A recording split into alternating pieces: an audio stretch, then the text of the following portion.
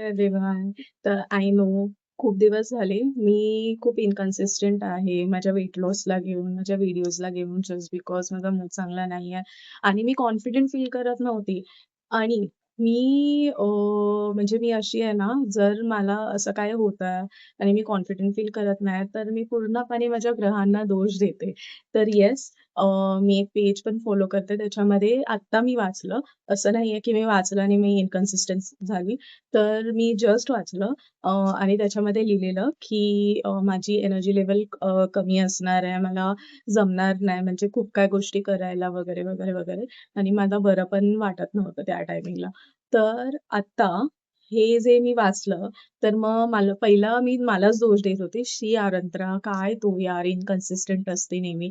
But त्याच्यामध्ये ते लिहिलं होतं, मग मला समजलं तो माझा दोष नाहीये गाईज, तो दोष आहे ग्रहांचा. आणि मी आता ते माझ्यावर घेणार नाहीये. आता माझे ग्रह चांगले चालू आहे, असं मी मानते. अजूनपर्यंत मी ते वाचलं नाहीये. तर मी ते 7 डेज नंतरच वाचणार आणि आता 7 डेज नंतर आता बघूया 7 डेजची एनर्जी कशी आहे. ती एनर्जी जशी असणार तसं तुम्हाला माझ्या पोस्टवर समजूनच येणार आणि ते समजतंच आहे आय थिंक तुम्हाला. तर आता येस मला हेच सांगायचं होतं. आता मी थोडं कन्सिस्टंट राहणार, थोडं काय मी कन्सिस्टंट राहायला बघणार आहे.